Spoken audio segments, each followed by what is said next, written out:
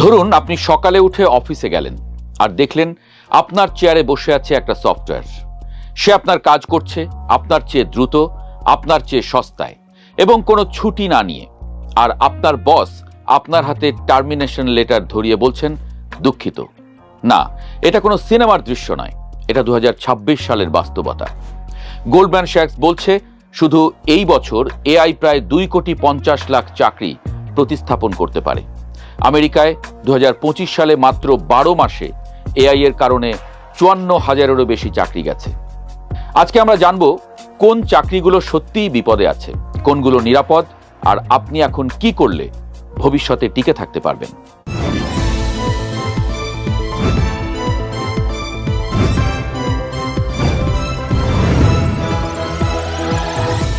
কতটা বড় এই বিপদ? সত্যি কথা হলো, এআই শুধু গরিব দেশের শ্রমিকদের চাকরি নিচ্ছে না, সে এখন হোয়াইট কলার, ডিগ্রিওয়ালা পেশাদারদের দিকেও হাত বাড়াচ্ছে। আইএমএফ বলছে বিশ্বব্যাপী প্রায় 40% চাকরি এআই এর প্রভাবে পড়বে। উন্নত দেশগুলোতে এই হার আরও বেশি। সুইজারল্যান্ডে 71%, সাউথ কোরিয়ায় 70%, আমেরিকায় 59% চাকরি ঝুঁকিতে আছে।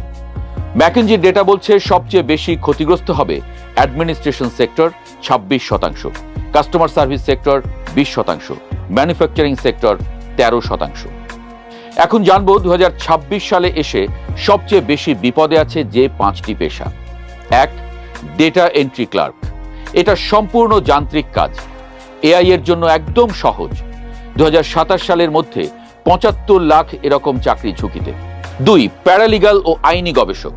2026 সালের মধ্যে 80% প্যারালিগাল পদ স্বয়ংক্রিয় হয়ে যেতে পারে বলে জানাচ্ছে সাম্প্রতিক গবেষণা। 3, ব্যাংকের ক্যাশিয়ার ও কেরানি। ব্যাংকিং সেক্টরে 54% চাকরি উচ্চ ঝুঁকিতে আছে। 4, customer service representative. AI chatbot এখন এতটাই উন্নত যে সাধারণ কাস্টমারের 80%-এরও বেশি প্রশ্ন সে সামলাতে পারে। 5, কন্টেন্ট রাইটার ও ট্রান্সলেটর। অনুবাদকের 98% পর্যন্ত ঝুঁকির কথা বলছে বিশেষজ্ঞরা, কারণ চ্যাট জিপিটি, ডিপেল এর মতো টুল এই কাজ প্রায় বিনামূল্যে করছে। কিন্তু এখানেই একটা জরুরি প্রশ্ন আসে, যদি এতই বিপদ, তাহলে এত মানুষ কি বেকার হয়ে যাবে? ওয়ার্ল্ড ইকোনমিক ফোরাম WEF এর ফিউচার অব জব রিপোর্টস 2025 দিচ্ছে একটা অবাক করা তথ্য। 2030 সালের মধ্যে এআই ও প্রযুক্তি 9,20,00,000 চাকরি নষ্ট করবে ঠিকই, কিন্তু একই সময় তৈরি হবে 17 কোটি নতুন চাকরি। মানে পৃথিবীতে 7,80,00,000 নতুন কর্মসংস্থান যোগ হবে। শুনতে ভালো লাগছে, তাই না? কিন্তু সমস্যাটা হলো এখানে, যে 9 কোটি মানুষ চাকরি হারাবে, তারা কি সেই 17 কোটির নতুন চাকরির জন্য প্রস্তুত? বেশিরভাগ ক্ষেত্রে না। WEF এর সতর্ক বার্তা হলো 2025 থেকে 2030 সালের মধ্যে আপনার বর্তমান দক্ষতার 39% পুরনো হয়ে যাবে। অর্থাৎ চাকরি থাকবে, কিন্তু সেই চাকরির জন্য আপনাকে নতুন মানুষ হতে হবে বা নিজেকে তৈরি করতে হবে। এখন প্রশ্ন হচ্ছে, কোন চাকরিগুলো আসলে টিকে থাকবে, কোন পেশাগুলো এআই নিতে পারবে না? বিশেষজ্ঞরা একটা সহজ ফর্মুলা দিচ্ছেন। যে কাজে একটা চেকলিস্ট ধরে একই আউটপুট বারবার তৈরি করা যায়, এআই সেটা নিয়ে নেবে। যেমন একটি অনলাইন শপের জন্য প্রতিদিন 100টি টি শার্টের একটি নির্দিষ্ট চেকলিস্ট লেখা, যেমন টি শার্টের নাম, ফেব্রিক টাইপ, রং এবং সাইজ লেখা। আর যে কাজে ভিন্ন ভিন্ন পরিস্থিতিতে পড়তে হয়, মানুষের মন বুঝতে হয় বা অপ্রত্যাশিত পরিবেশের সিদ্ধান্ত নিতে হয়, সেটা মানুষের কাছেই থাকবে, যেমন রোগীর জন্য নার্স বা চিকিৎসকের সিদ্ধান্ত গ্রহণ ইত্যাদি। এই ফর্মুলা ধরে 4টি ক্যাটাগরি তৈরি হয়, যেগুলো এআই এর কাছে সবচেয়ে নিরাপদ। প্রথম ক্যাটাগরি স্বাস্থ্যসেবা ও মানবিক যত্ন, নার্সিং, ফিজিওথেরাপি, মানসিক স্বাস্থ্যসেবা এবং কাউন্সেলিং। একজন রোগী যখন ভয়ে কাঁপছেন অপারেশনের আগে, তখন এআই তার হাত ধরতে পারবে না। একজন থেরাপিস্ট যেভাবে কথার আড়ালের কষ্ট বোঝেন, এআই সেটা বোঝে না। WEF এর রিপোর্ট বলছে 2030 সালে নার্সিং ও সোশ্যাল কেয়ার সবচেয়ে দ্রুত বাড়তে থাকা সেক্টরের একটি। দ্বিতীয় ক্যাটাগরি দক্ষ কারিগরি পেশা বা skilled trades, electrician, plumber, AC technician, নির্মাণ শ্রমিক। একটা রোবট এখনো একটা পুরনো বাড়ির ঘুরিয়ে পেঁচিয়ে থাকা ওয়্যারিং সমস্যা সমাধান করতে পারবে না।